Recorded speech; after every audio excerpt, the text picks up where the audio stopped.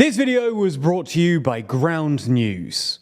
For most of the past month or so, Ukraine has focused its counteroffensive on Zaporizhzia, and to a lesser extent, Bakhmut.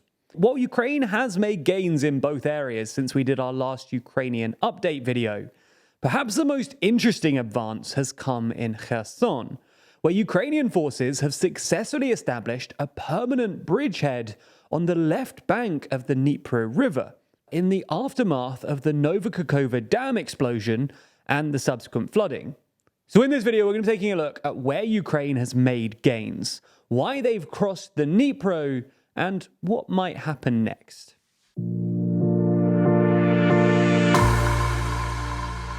Before we start, if you haven't already, please consider subscribing and ringing the bell to stay in the loop and be notified when we release new videos. Before we get on to Kherson, let's first take a quick look at Zaporizhzia and Bakhmut, the two other places along the front lines that have seen some serious action. In Zaporizhzia, Ukraine has continued to press along the front lines, but with limited success. Ukraine's most significant gain here in the past week or so has been the town of Dnipro, where Ukrainians have essentially encircled the Russians by advancing to the east and west. Now, besides this, the lack of movement in this area can partly be attributed to the weather. There's been a lot of rain over the past few days, which has made offensive actions all the more difficult. And it'll be interesting to see if anything changes as the rain recedes over the next few days. The Ukrainians have made more success around Bakhmut, though. As we explained in previous videos, since Wagner took the town in May, the Ukrainians have been pushing back along the north and south flanks. In the last couple of days, though, the Ukrainians have made good progress, especially in the south, around the suburb of Klitchiva. Early on Thursday morning, the Ukrainian army announced that they'd entered the suburb, and fighting is still ongoing. Ukrainian officials then told The Economist that their objective was not to actually enter Bakhmut anytime soon, but basically encircle it and put pressure on Russia's logistics operation in the city. And around the city, it looks like the Ukrainians are essentially switching their attacks between the north and the south to catch the Russians off guard. In the beginning of June, they were mostly focused on the south. Then a couple of weeks ago, there was a renewed push on the north. And now, in the last couple of days, we've seen another effort in the south. The Ukrainian troops in the area have also been buoyed by the recent Wagner-related chaos. Having taken the city a month ago, Wagner handed it over to regular Russian troops earlier this month. But Ukraine did apparently expect Wagner to return sometime in the future. So Wagner's exile to Belarus has provided a real morale boost for Ukraine's troops here. However, the most interesting action recently has taken place in Kherson. Ever since the Russian army retreated from Kherson city, Ukraine has been probing the area, trying to establish a bridgehead on the other side of the river and looking for weaknesses in Russia's front lines. Because all the bridges in the region have been destroyed, Ukraine has been doing this by sending dinghies with special forces across the river into the marshland on the other side. Now, Ukraine made some pretty significant progress here in April, when it looked like they'd established a small bridgehead in Dakhi, a strip of land on the left bank facing Kherson with some urban settlements. However, despite this, Ukraine's ambitions in Kherson look to have been scuppered after the Russians blew up the Novokakova Dam earlier in the month, which essentially flooded the entire area. Now, by the way, while there was some ambiguity at the time, we now know for near certain that it was the Russians who blew up the dam. Seismic sensors in northern Ukraine and Romania detected large underwater explosions at 3 a.m. on the day that the dam exploded, which strongly suggests that it was mined in advance. So, given that the Russians had control over both the dam and access to the machine room that led underneath the dam, this means that it was almost definitely the Russians, and not a Ukrainian artillery attack. Similarly, as the water receded, it revealed that the concrete foundations at the base of the dam had been destroyed, which again suggests that it was mined and not hit by Ukrainian artillery. Anyway, in the last couple of days, the flooding has receded, and the area has dried up quite significantly, which has made crossing significantly more feasible. And the Ukrainians have also been helped by the fact that the Russian-occupied town of Oleshki was badly flooded.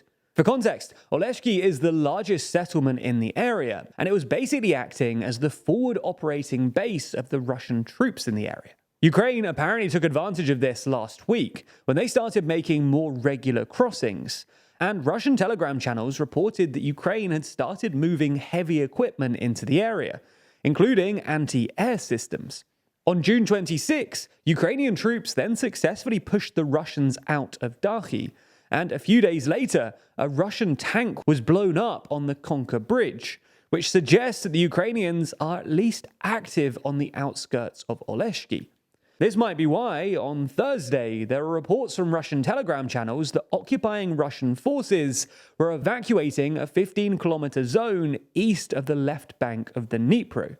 While further advances will be difficult, given the logistics involved of transferring material across the Dnipro, and the fact that the only way into Oleshki is via a bridge over the Konka River, taking Oleshki would be a massive strategic win for Ukraine. It's one of just 2 large settlements in the area, and Ukraine would then be able to advance down the M17 deep into the Kherson Oblast. Although it's worth mentioning that Russia has set up regular blockades along this road. Again, to reiterate, we're not suggesting that this is a given, or even likely to happen. But it's nonetheless interesting that Ukraine is clearly refocusing more of its attention on Kherson. And even if nothing comes of it, it will still force Russia to divert its forces away from other parts of the front line, including Zaporizhzia. All in all then, not much has changed along the front lines in the last couple of weeks, but Ukraine has made noteworthy advances in Bakhmut and Kherson. So it'll be interesting to see if Ukraine steps up a gear in the next couple of weeks ahead of the big NATO summit. Because, as we've mentioned in previous videos, Ukraine is still yet to commit the majority of its Western-backed brigades. And if Zelensky can put these to good effect in the coming weeks, he might be able to convince the West to accelerate their arms deliveries to take advantage of the current bout of domestic chaos in Russia. Ultimately, this kind of military and strategic decision-making is complex and nuanced. And that's why our goal has always been to try and shed some light on these stories so that you can better understand what's going on in the world around you.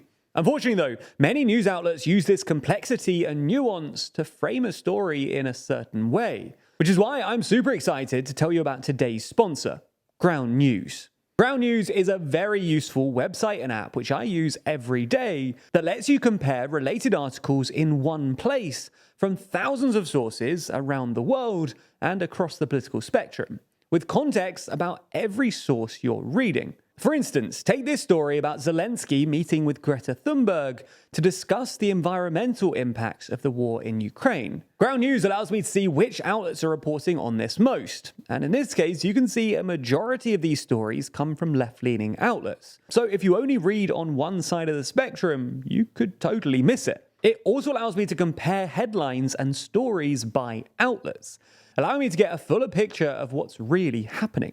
And if I want to dive deeper into any of these reports, I can be taken to the story with just one tap, with Ground also providing reporting accuracy and bias scores for each outlet. Now, I have Ground on my phone's home screen, and I genuinely can't recommend them enough. So because of this, we've decided to offer a special 30% discount on Ground News' Vantage subscription.